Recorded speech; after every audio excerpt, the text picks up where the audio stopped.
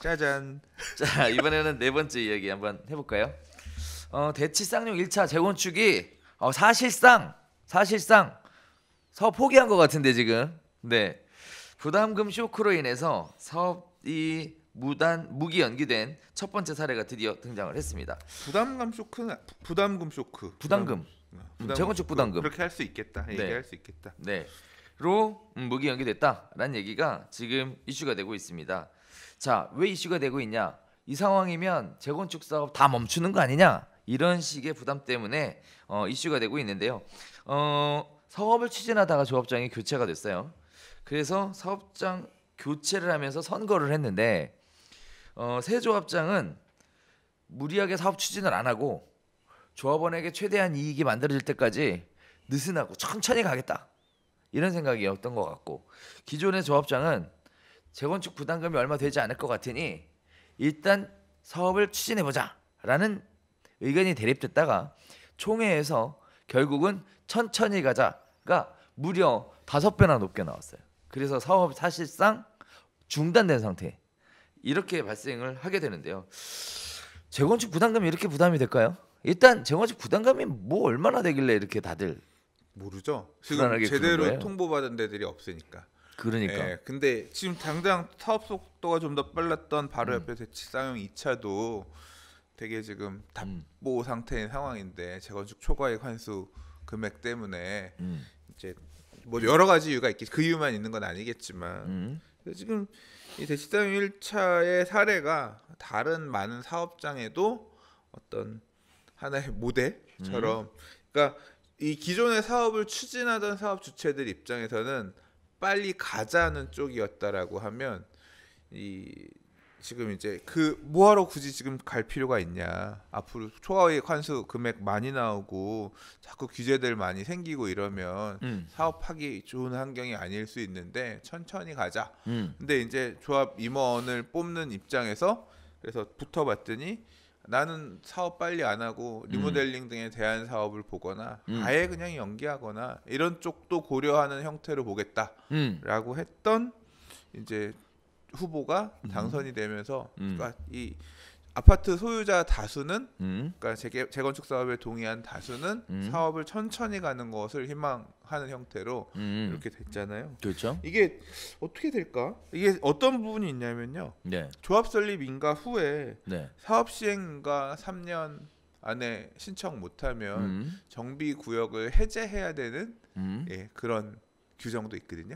일몰제가 일몰제? 적용이 돼요. 그러면 이제 사업 안 가고 기다리다가 안 되면 해제되는 경우도 생길 수 있고, 그렇죠. 또 사실은 조합을 하는 방향으로 갈 수도 있겠죠. 그러니까 이런 움직임이 여기만 있을 거냐, 다른 데도 그렇게 이어질 거냐 등등, 앞으로 사실 이제 관전 포인트라고 할 수 있어요.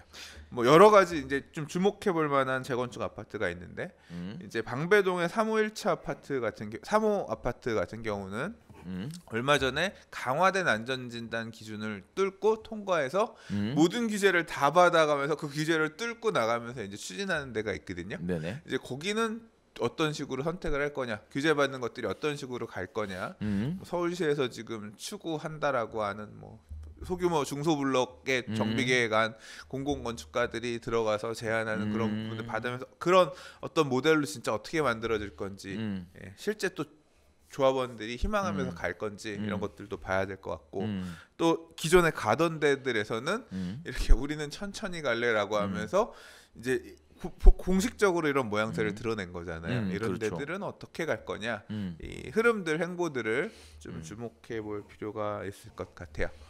지금 이 강남권 재건축 아파트 추진하는 데들이 되게 딜레마인 것 같아요. 대부분 좀 고민들을 하고 계신 것 같아요. 추진위 승인 받고 조합 설립 단계로 당장 가야 되는데, 어떤 문제가 있냐면 조합 추진하는 입장에서 무슨 고민이 있냐면 사업이 가는 게 맞긴 맞는데요. 네네. 서울은 다 투기과열지구잖아요. 그렇죠. 투기과열지구면 무슨 규제가 작동하냐면 조합원 지위, 양도 금지 규정이 작동을 해요. 그렇죠. 조합 설립 나면 못 팔아요. 그렇죠. 그러니까 이걸 팔고 갈아탈 수도 있고 여러 가지 재산행위를 하고 싶은 부분이 있는데, 네. 조합 설립 인가만 나면 일단 무조건 과속 페달을 밟아서 가야 되거든요. 그렇죠. 근데 뭐 지금 불확실성이 커진 거예요. 사업 시행하는 입장에서는 음. 재건축 초과이익 환수 금액이라든가 음. 정비 계획도 우리 맘대로 못 세울지 모른다. 서울시에서 계속 건축 심의 들어갔는데 뭐 이제 그런 리스크가 있으니까 조합 입장에서도 가야 되나 말아야 되나 고민하는 데들이 되게 많이 나올 거고 결국 이런 데들이 어떻게 하나를 이렇게 보면서 야 니네 어떻게 하기로 했냐 야 어떻게 할 거냐 아씨 머리 아픈데 뭐 거의 그런 어떤 롤모델 중에 봐야 될 하나의 사례가 되지 않겠나 그런 생각이 듭니다. 예. 자, 참 고민이 많을 것 같습니다. 재건축 사업을 일단 하겠다고 일단 출발은 했는데 일단 계속 해야 되는지 아니면 중간에 멈춰야 되는지 이게 참 진퇴양난의 상황에 빠진 것 같습니다. 자, 일단 추진을 하겠다라고 했던 건 결국 재건축 사업으로 인해서 많은 사람들이 기대했던 어떤 이익을 보겠다 내지는 뭐 더 편한 주거에 살겠다 뭐 어떤 원하는 것들이 있어서 추진이 됐었던 건데요. 일단 문제가 되는 게 이제는 그러한 부분들이 다 내려놓는 거예요. 즉 재건축 초과이익 환수제에 대한 부담금이 너무 부담된다. 그리고 또 투기과열지구에서 이주비 대출에 대한 규제. 그래서 자금에 대한 부담이 너무 되는데 과연 이렇게까지 부담을 받으면서 내가 이 재건축 사업을 추진해야 되겠냐라는 생각에 많은 사람들이 회의적으로 돌아섰다. 이렇게 봐도 과언이 아닌 것 같습니다. 거기에다가 이렇게 회의적으로 돌아선 것까지는 좋은데 아까 선생님 얘기하셨던 대로 일몰제의 규정 때문에 사업을 추진하지 않으면 자칫 해산이 돼버리는 경우도 발생할 수 있는데요. 이게 결국은 네. 일몰제에 대해 재건축 조합원들은 크게 신경 쓰지 않는다라고 봐도 무관할 것 같습니다. 근데 아직까지 그런 건 있어요. 살만하다.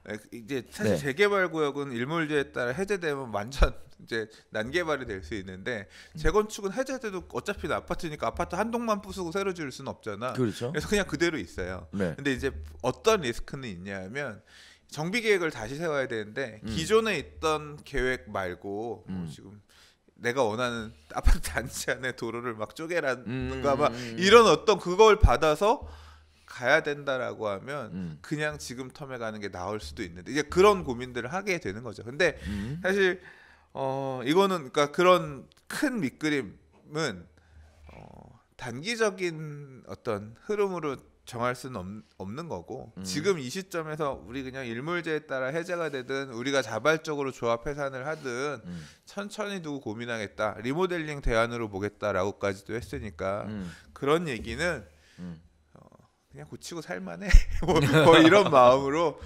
급하게 너무 장기적인 포석을 두고 장기적이라고 하는 건 5년 뭐 이런 내용이 아니라 훨씬 그 이상 아유 우리 아파트 페인트 칠부터 다시 합시다 뭐 이런 식으로 개보수 하는 거 하고 길게 좀 흐름으로 갈 생각을 하고 계시는 모양새가 아니겠느냐. 그렇죠. 예, 그런 생각도 좀 들어요. 그렇죠.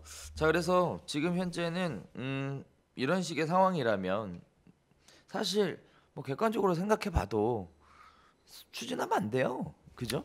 재건축 초과 부담금에다가 초과이익 환수제에다가 참 이주비 대출 규제돼서 이주 못 나가 이사 나갈 수가 없거든. 이거는 당사자분들이 결정하셔야 될 문제인데 제가 조합원이었어도 그러니까. 아마 아니야 그건 또 몰라. 근데 재개발 구역 집 갖고 있는 입장에서 막 저는 막 재개발 구역 집 들으면 진짜 무너지고 막 여름 비. 근데 아파트는 또 좀 다르잖아. 좀 다르니까. 근데 또 그래 이건 항상 자기 고민들은 자기가 해야지. 뭐 내가 경험해 보지 않은 거기 때문에 아는 척 말 못하겠다. 좋습니다. 오케이. 자, 어쨌든 재개발하고 또 차이점이 뭐냐면 재개발은 재건축 초과이익 환수제가 없죠. 네. 그죠? 그러한 장점도 가지고 있네요. 아무튼 이 상황이 어느 쪽으로 발생될지 좀 지켜봐야 되겠습니다만 제가 재건축 조합원이라면 저도 사업 추진에 흔쾌히 동의할 것 같지는 않다. 돈 벌어서 뭐 했어요? 재건축도 안 해서. 이런 생각은 하고 싶습니다. 재건축은 참 넘어야 될 큰 산이네. 자, 그다음에 또 하나. 저도 돈 벌어서 재건축 조합원 해보고 싶습니다. 네. 자, 또 하나. 네. 이 사건에 관련해서 우리 사실 지난번에 이런 얘기했었어요. OS 요원 뭐 투입 금지에 관련된 얘기가 있었는데 조합원들이 이제 재건축이나 재개발 사업에 관련돼서 많은 지식들을 가지게 되면서 이번 케이스 같은 경우에 구청에다가 선거관리위원회 중립 요청을 했고 주민들이 자체적으로 총회를 개최하겠다라고 해서 주민들이 OS 위원 없이 총회가 개최가 됐습니다.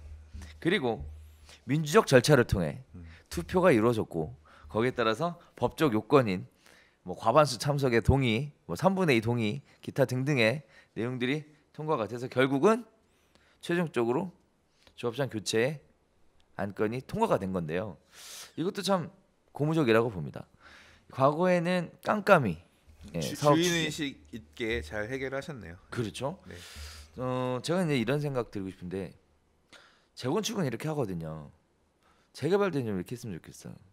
소장님 열심히 계몽 운동에 앞장서야 되겠습니다. 네. 왜 또 저는 싫습니다. 제가 그런 소명을 받아들일 필요는 없어요. 아, 네. 네. 알겠습니다. 네.